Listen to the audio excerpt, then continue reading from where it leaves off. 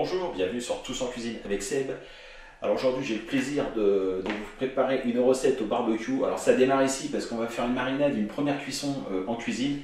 Et après on ira directement au jardin pour faire quasiment le premier barbecue de la saison. Et aujourd'hui plat de côte. Plat de côte, c'est ce morceau. Voilà.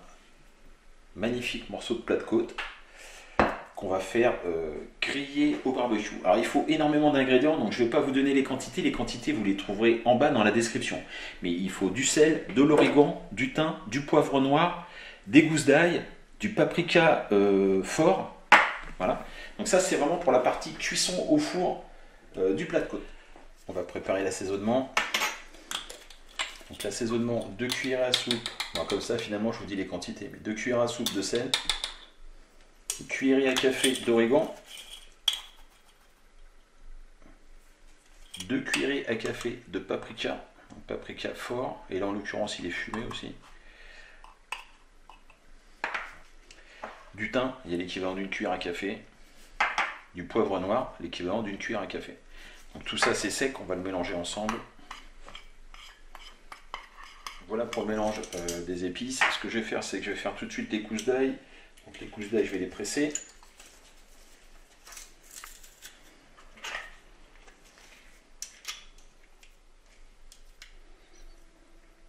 Voilà pour l'ail. Je vais frotter qu'il y en ait un peu partout.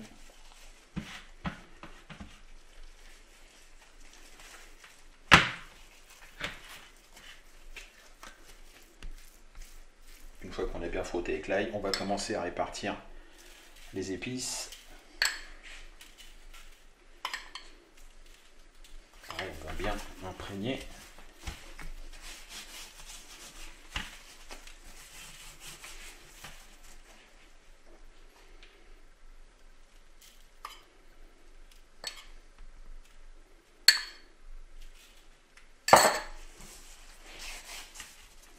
Une fois que vous avez enduit les 4 faces, enfin les 6 faces même d'ailleurs, il en faut aussi un petit peu de ce côté.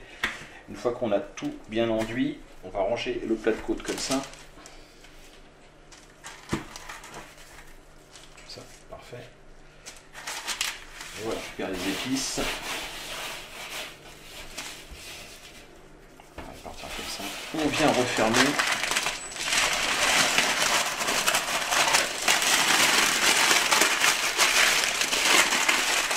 Comme ça. Tac, on met ça comme ça. Donc on referme bien la papillote de papier cuisson. Hein.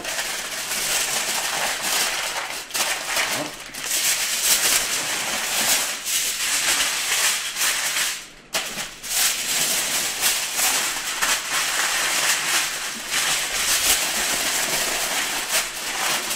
Vos plats de côte sont bien emmaillotés, ça part au four. Four 120 degrés pendant 5 heures. C'est le petit hic, mais c'est comme ça. Au terme de la cuisson, on laisse refroidir les plats de côte. Une fois que c'est froid, vous les placez au réfrigérateur. 12 heures, 24 heures, ça pose pas de souci. On va s'occuper maintenant de la sauce qui va nous servir à enduire nos plats de côte pour les faire cuire au barbecue. Donc première chose, on va couper l'oignon. On essaye d'avoir quelque chose d'assez fin. En même temps, c'est pas très grave parce qu'après on va mixer tout ça. En tout cas, pour les faire revenir, on essaie de les couper assez fin. Voilà, j'ai coupé l'oignon. J'ai mis 2 cuillères à soupe d'huile de tournesol.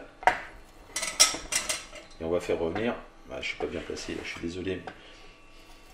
On fait revenir les oignons et je vais tout de suite hacher aussi le piment qu'on va mettre aussi à revenir avec les oignons. On fait revenir l'oignon comme ça, pas trop fort, hein, gentiment. On va tout de suite rajouter le piment.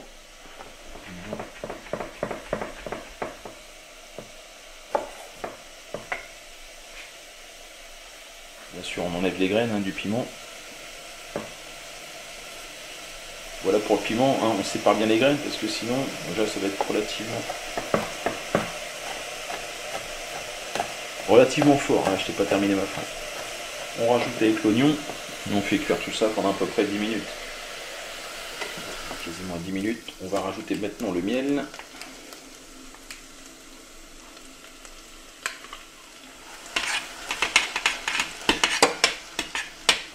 On va maintenant rajouter 60 centilitres de cidre brut. Alors ce que je vais faire, c'est que je vais rincer mon verre pour récupérer un maximum de miel. mais au total on mettra bien 60 centilitres de cidre. Voilà, pour le cidre, on rajoute le sucre. Donc, le sucre, il a dû durcir un petit peu. Donc,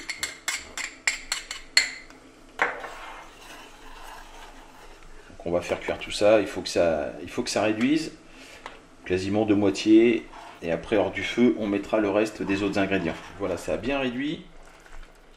À l'aide du robot, on va mixer tout ça pour avoir quelque chose de lisse. J'ai mouliné du mieux que je pouvais, parce qu'en fait, ma casserole est trop large. Il en fait quelque chose de plus étroit. Ça gicle de partout. Donc, je me suis arrêté, mais sinon, il faut vraiment mouliner pour avoir vraiment une sauce bien fluide. Ou sinon, pourquoi pas le faire aussi voilà, dans ce type d'appareil. Bon, c'est pas grave. Allez, on y va. On va rajouter, donc, en dehors du feu maintenant, on va rajouter 2 cuillerées à soupe de purée de tomate, comme ça. Voilà, une. Et deux. 2 cuillerées à soupe de sauce Worcestershire.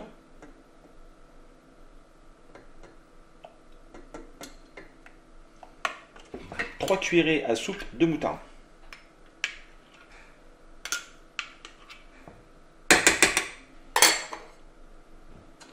On mélange.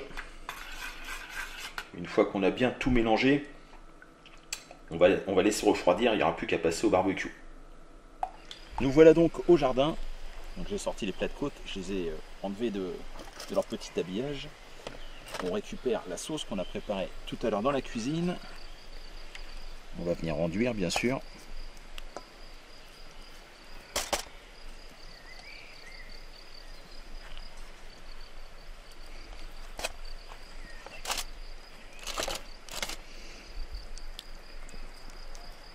Je vais récupérer celui-ci par exemple.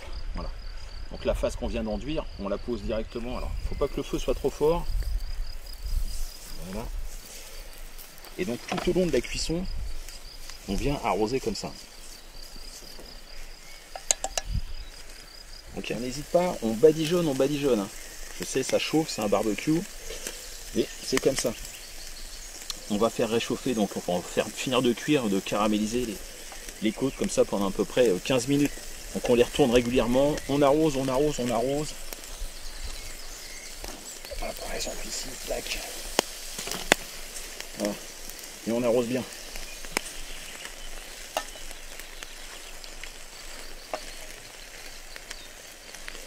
Essayez au maximum d'avoir un feu doux. Là mon feu est un peu trop fort. Faut vraiment que ça réchauffe tout doucement parce qu'en fait la viande est cuite. Et voilà. On va s'arrêter là. Alors, il y a pas mal de graisse. On badigeonne une dernière fois. Et voilà.